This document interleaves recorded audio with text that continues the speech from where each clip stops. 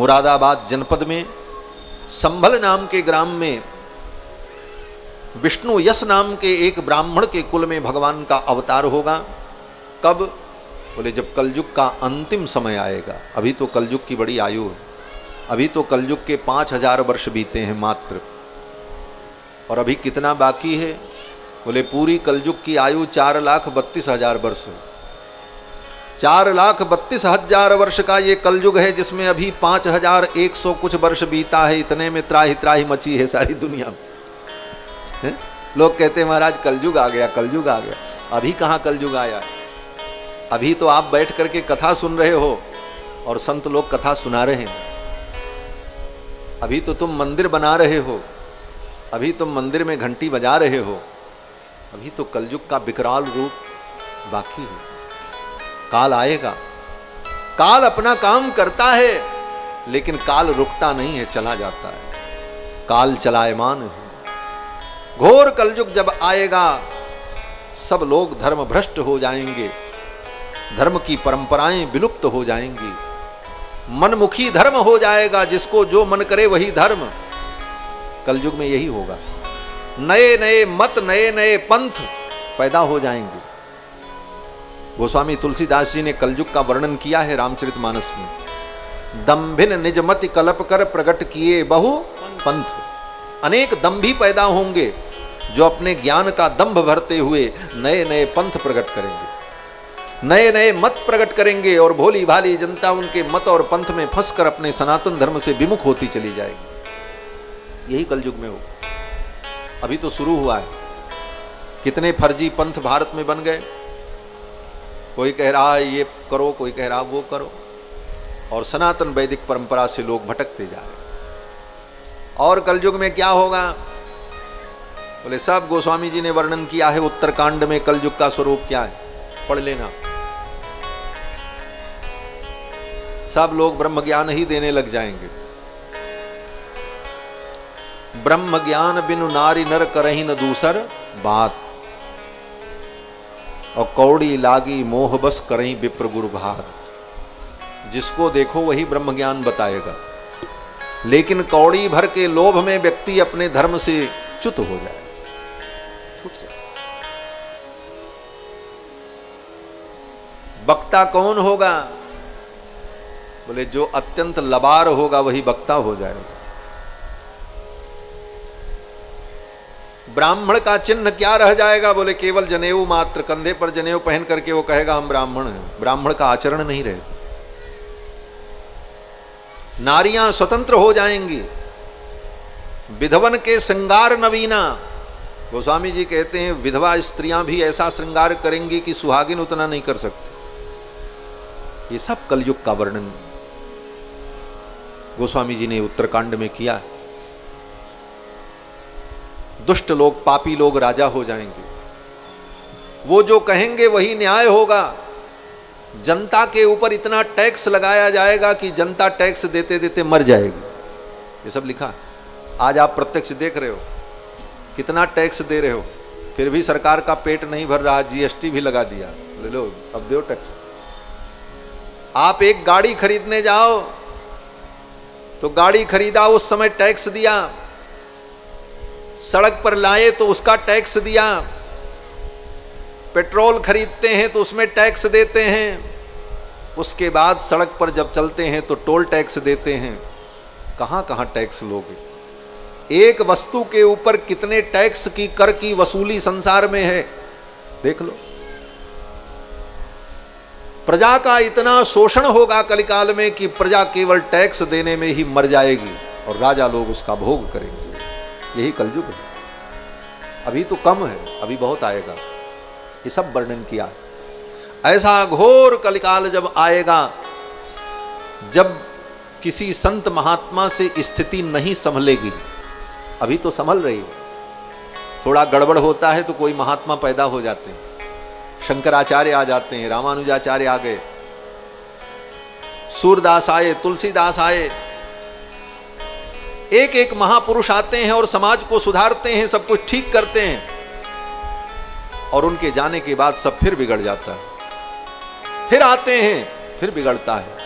ऐसे ही चलता रहेगा। लेकिन जब स्थिति इतनी भयानक हो जाएगी कि किसी महात्मा और संत से भी संभलने वाला नहीं होगा, तब स्वयं भगवंत को आना पड़ेगा, तब भगवान आएंगे, तब कलयुग का अंत होगा। उस समय विष्णु यश नाम के ब्राह्मण के कुल में भगवान का अवतार होगा। अभी तो हम ही लोगों से काम चलेगा क्या?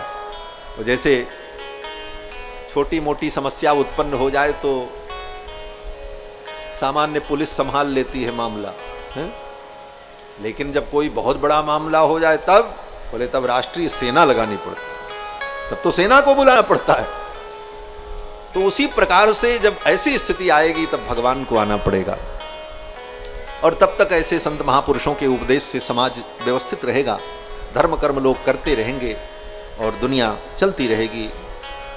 लेकिन सब कुछ तो भगवान का ही है, भगवान की इच्छा से ही सब कुछ होना है। तो फिर कलयुग के अंत में भगवान का अवतार होगा, उनका नाम कल्कि होगा। लेकिन अब देखो कितने दुष्ट लोग हैं इस संसार में। अभी कल्कि भगवान का अवतार कलयुग के अंत में होगा, लेकिन कुछ लोग अपने को अभी से कल्कि अवतार घोषित कर चुके हैं। आप YouTube पे सर्च करके देख लेना, कल्कि अवतार के नाम पे 2-3 पाखंडी इस देश में घूम रहे हैं जो अपने को भगवान कहते हैं।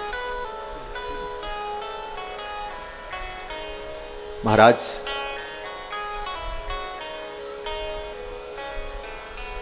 इस समय पूरे भारत में कम से कम 12-13 नकली भगवान घूम रहे हैं। और नकली भगवानों की दुर्दशा क्या होती है आप जानते हो? जितने नकली भगवान हैं ये सब बाद में जेल की हवा खाते हैं। जेल से जमानत भी नहीं होती, जेल ही में सड़ जाते हैं। कई भगवान जेल में सड़ रहे हैं, आपने देखा होगा, जो अपने को कहते थे मैं साक्षात भगवान हूं। कभी कभी मैं कहता हूं कि भगवान बनने चले थे तो कम से कम भगवान का एक लक्षण भी तुम्हारे अंदर दिखाई पड़ जाता। कहो क्या लक्षण? बोले भगवान का एक लक्षण ये है कि हमारे भगवान श्री कृष्ण जेल में पैदा हुए और जेल के सिपाही सैनिकों को धता बता करके रातों रात निकल गए और कोई उनका कुछ नहीं बिगाड़ पाया। अगर तुम भी भगवान हो तो जेल से निकल करके दिखा दो। है? हमारे भगवान तो रातों रात जेल से बाहर आ गए, आज रात में 12 बजे जेल से बाहर हो जाएंगे। कंस की सारी सेना लगी थी, चप्पे चप्पे पर आदमी लगे थे, लेकिन भगवान ने अपनी माया फेरी और जेल से निकल गए। और 12 वर्ष तक, 10 वर्ष तक बड़े बड़े गुप्तचरों को कंस भेजता रहा।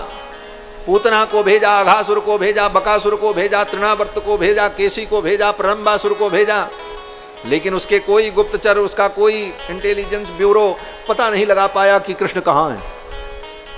वो भगवान थे और तुमको जेल से जमानत भी नहीं मिल रही।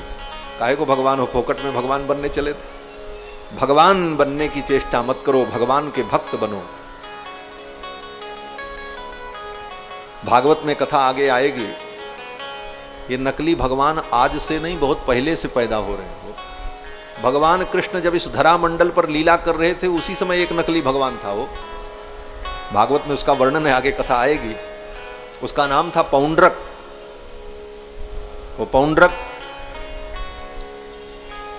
काशी के बगल में, बनारस के बगल में उसका राज्य था और काशी के राजा से उसकी दोस्ती थी।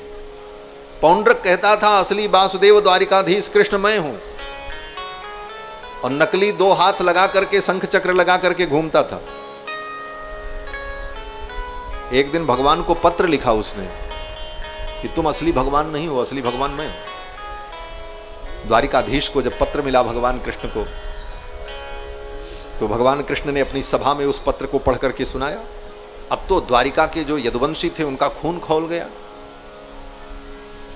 हे द्वारिकाधीश, आपके रहते इस दुष्ट की इतनी हिम्मत, ये पत्र लिख करके कह रहा मैं भगवान हूं, आप हमें आज्ञा दो, मैं इसकी सारी भगवान गिरी मिटा देता हूं। द्वारिका के सारे लोग उग्र हो गए। कृष्ण का अपमान किसी को सहन नहीं हुआ।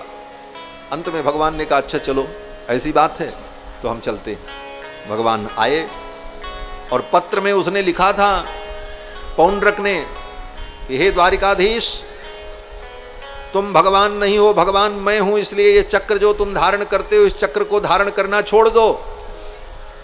पत्र में लिखा था। भगवान पहुंचे और भगवान ने पौंड्रक से कहा, पौंड्रक तुमने पत्र में लिखा था कि मैं भगवान नहीं हूं, तो मैं चक्र धारण करना छोड़ दूं, तो लो आज मैं अपना चक्र छोड़ रहा हूं, अब तुम इसको धारण करके दिखा दो। अगर तुम भगवान हो तो संभालो इस चक्र को, मैं भेज रहा हूं। अब भगवान ने जब अपने सुदर्शन चक्र को छोड़ा, वो जाज्वल्यमान भगवान का सुदर्शन चक्र जब चला, स्फुरत सहस्त्रार शिखाति तीव्रम सुदर्शनम भास्कर कोटि तुल्यम, जिस सुदर्शन के अंदर करोड़ों करोड़ों सूर्य की आभा थी, जिस सुदर्शन चक्र के एक अरे में, एक नोक में करोड़ों सूर्य के समान तेज, वो सुदर्शन चक्र जब चला तो पौंड्रक थर-थर कांपने लगा। भगवान ने कहा, लो संभालो, तुम अगर भगवान हो तो इस चक्र को धारण करके दिखा दो। पौंड्रक क्या करे, चक्र ने जाकर के पौंड्रक का गला काट दिया, पौंड्रक की मृत्यु हो गई। तो पौंड्रक जैसा नकली भगवान, भगवान के रहते अपने को भगवान घोषित कर रहा था। ये तो कलयुग है, इसलिए इस कलयुग में बहुत से नकली भगवान घूम रहे हैं। उनके कर्म का फल उनको मिलेगा, लेकिन हम केवल इतना कहना चाहते हैं कि ऐसे नकली भगवानों से सावधान रहना, क्योंकि ये ऐसे नकली भगवान खुद नरक में जाएंगे और जो उनके पीछे चलेगा वो भी नरक में जाएगा। इसलिए इस चक्कर में न पड़कर अपने वेद शास्त्र, पुराण, रामायण, गीता, भागवत इत्यादि ग्रंथों में जो वर्णन है, जो भगवान का स्वरूप है, उसी का चिंतन करो, उसी का अनुभव करो और उसी मार्ग पर चल करके अपने जीवन को दिव्य और मंगलमय बनाओ। इसी उपदेश के साथ, इसी संदेश के साथ मैं अपनी वाणी को यहीं पर विराम